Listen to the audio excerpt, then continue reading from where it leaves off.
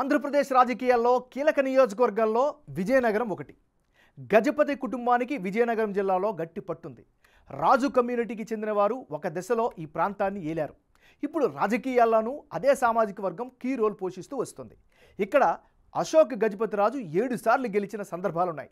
1952లో ఈ సెగ్మెంట్ ఏర్పడినప్పుడు దీనికి విజయనగర అని పేరుండేది. 1757లో జరిగిన బొబ్బిలి యుద్ధం చారిత్రక ఘట్టం. ఇంతటి చారిత్రక నేపథ్యం ఉన్న విజయనగరం సెగ్మెంట్ మరోసారి ఎన్నికల యుద్ధానికి సిద్ధమైంది. మరి విజయనగరం నియోజకవర్గం ఓటర్ నాడి ఎలా ఉందో తెలుసుకునే ముందు 2019 అసెంబ్లీ ఫలితాలను ఒకసారి చూద్దాం.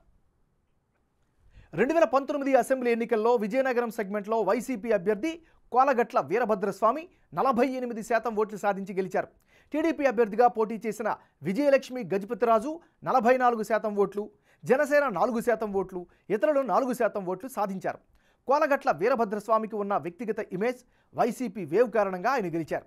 అటు విజయలక్ష్మి తొలిసారి పోటీ చేసినప్పటికీ 44% ఓటు షేర్ సాధించి ప్రత్యర్థికి గట్టి పోటీ ఇచ్చారు. మరి ఈసారి ఎన్నికల్లో విజయనగరం సెగ్మెంట్లో రాజకీయం ఎలా ఉండబోతోందో big TV exclusive detailed election సర్వేలో వెల్లడైనటువంటి అభిప్రాయాలను ఇప్పుడు పరిశీలిద్దాం. వైఎస్ఆర్ కాంగ్రెస్ పార్టీకి చెందినటువంటి నాయకుడు కోలగట్ల వీరభద్రస్వామి. మరి వీరభద్రస్వామికి రానున్న ఎన్నికల్లో అనుకూలమైనటువంటి అంశాలేమిటి? విజయనగరం సెగ్మెంట్లో వ్యక్తిగతంగా మంచి ఇమేజ్నైతే ఈయన సంపాదించుకున్నారు. 2004లో ఇండిపెండెంట్గా అశోక్ గజపతి రాజుపై గెలిచినటువంటి చరిత్ర కూడా ఈయన సొంతం. ప్రజలకు నిత్యం అందుబాటులో ఉంటారు అనేటటువంటి అభిప్రాయం అయితే బలంగా వినిపిస్తోంది. మరీ ముఖ్యంగా సాయం కోసం ఎవరొచ్చినా వాళ్ళని ఆదుకుంటారు అనేటటువంటి పేరు కూడా ఈయన పట్ల వ్యక్తమవుతుంది. పార్టీ పరంగా చూస్తే వైసీపీ కేడర్ నుంచి మంచి సపోర్ట్ దక్కుతుంది. గ్రౌండ్లో యాక్టివ్గా ఉంటున్నారు. మరీ ముఖ్యంగా సబ్ స్టేషన్లను ఏర్పాటు చేశారు. ఇది ఖచ్చితంగా ప్లస్ పాయింట్గా ఉన్నాయి. ఇది కోలగట్ల వీరభద్రస్వామికి ఉండేటటువంటి అనుకూలమైనటువంటి అంశాలు. మరి ఈయనకుండే మైనస్ పాయింట్స్ ఏంటి? విజయనగరం ప్రజలకు డంపింగ్ యార్డ్ సమస్యను మాత్రం తీర్చలేకపోయారు. ఇది ఒక పెద్ద మైనస్గా చెప్పుకోవచ్చు. ఎప్పటికప్పుడు చెత్త సేకరణ జరగకపోవడంతో స్థానికులు చాలా ఇబ్బంది పడుతున్నారు. ఇక టౌన్ విషయంకి వస్తే అంటే విజయనగరం టౌన్లో రోడ్ల విస్తరణ జరగకపోవడం కూడా ప్రధానమైన మైనస్గా కనిపిస్తోంది. ముఖ్యంగా ట్రాఫిక్ ఇబ్బందులతో స్థానికులు చాలా ఇబ్బందులు పడుతున్నారు. పాతకాలం నాటి కరెంటు స్తంభాలు, కరెంటు వైర్లతో అనేక సమస్యలు అయితే స్థానికంగా కనిపిస్తున్నాయి. ప్రధానంగా చెప్పుకుంటే యువతకు ఉద్యోగ ఉపాధి అవకాశాలు లేకపోవడం కూడా ప్రధానమైనటువంటి మైనస్. మరీ ముఖ్యంగా నియోజకవర్గంలో డ్రైనేజ్ వ్యవస్థ సరిగా లేవు. సో ఇవన్నీ కూడా ఈయనకు ఉండేటటువంటి మైనస్లు. ఇది ఈయనకి సంబంధించిన ప్లస్లు, మైనస్లు. తెలుగుదేశం పార్టీకి చెందినటువంటి నాయకురాలు అదితి విజయలక్ష్మి. మరి రానున్న ఎన్నికల్లో అదితి విజయలక్ష్మికి అనుకూలమైనటువంటి అంశాలేంటి పరిశీలిస్తే, తండ్రి అశోక్ గజపతి రాజు రాజకీయ వారసత్వమే పెట్టని కోటగా చెప్పుకోవచ్చు. గత ఎన్నికల్లో 6000 ఓట్లతో ఓడిపోయారు. ఖచ్చితంగా ఆ సానుభూతి ఫ్యాక్టర్ ఈసారి కలిసి వచ్చేలా కనిపిస్తోంది. ఇక అదితి విజయలక్ష్మికి జనంలో అయితే మంచి పేరుని సంపాదించుకున్నారు. ప్రజల మధ్యలో తిరుగుతూ ఉన్నారు. మరీ ముఖ్యంగా గత కొంతకాలంగా ఇంటింటి ప్రచారాలను చాలా ఉధృతం చేశారు. ఇది కూడా కలిసి వచ్చే ఫ్యాక్టర్. గత ఎన్నికల్లో ఓడిపోయారు, అయినప్పటికీ జనం మధ్యన ఉంటున్నారు. ఇదొక పాజిటివ్ ఫ్యాక్టర్గా చెప్పుకోవచ్చు.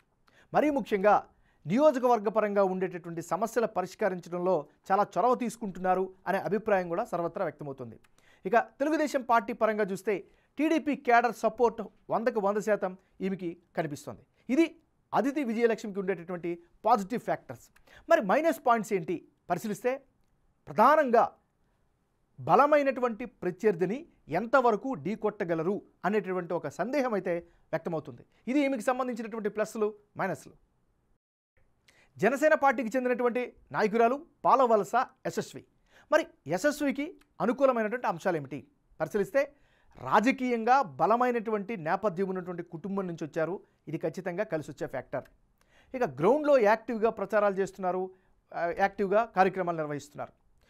ముఖ్యంగా జనసేన పార్టీకి ప్రధాన కార్యదర్శిగా బాధ్యతలు నిర్వర్తిస్తున్నారు. ఇది కూడా పార్టీ పరంగా కలిసి వచ్చే అంశం. ఇక సమస్యల పరంగా చూస్తే రీసెంట్గా అంగన్వాడీల సమస్యలపై పోరాటం చేశారు. వాళ్ళతో మమేకమయ్యారు, వాళ్ళకి మద్దతు ఇచ్చారు. జనసేన కేడర్ నుంచి బలమైన మద్దతు అయితే పాలవలస యశస్వినికి కనిపిస్తోంది. ఇది పాలవలస యశస్వినికి ఉండేటటువంటి అనుకూల అంశాలు. మరి ఈమెకుండే మైనస్ పాయింట్స్ ఏంటి పరిశీలిస్తే, తెలుగుదేశం పార్టీ జనసేన పొత్తులో భాగంగా టికెట్ వచ్చే అవకాశాలు చాలా తక్కువగా ఉన్నట్లుగా కనిపిస్తోంది. ఇదే ఈమెకుండే ప్రధానమైన మైనస్గా చెప్పుకోవచ్చు. ఇది మీకు సంబంధించిన ప్లస్లు, మైనస్లు. రానున్న ఎన్నికల్లో విజయనగరం నియోజకవర్గంలో ఎవరెవరు బరిలో ఉంటే ఫలితాలు ఏ విధంగా వచ్చే అవకాశం ఉందో పరిశీలిద్దాం. ముందుగా కోలగట్ల వీరభద్రస్వామి వర్సెస్ అదితి విజయలక్ష్మి. అంటే ఇప్పటికిప్పుడు విజయనగరం నియోజకవర్గంలో ఎన్నికలు జరిగితే టీడీపీకే గెలుపు అవకాశాలు ఎక్కువగా ఉన్నట్లు బిగ్ టీవీ సర్వేలో వెల్లడైంది.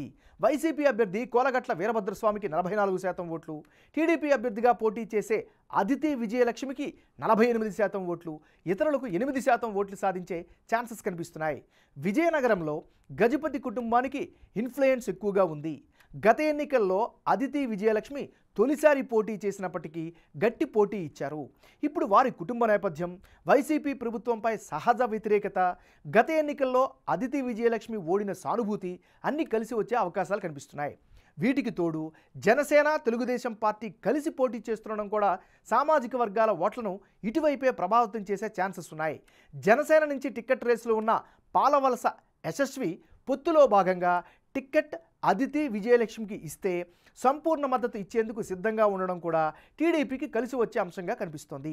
ఈ లెక్కలన్నీ చూస్తే టీడీపీ గెలుపు అవకాశాలు పెరుగుతున్నట్లు సర్వేలో వెల్లడైంది. ఇక వైసీపీ ఓట్ షేరుకు కారణం సంక్షేమ పథకాల లబ్ధిదారుల ఓట్లే కీలకంగా ఉన్నాయి.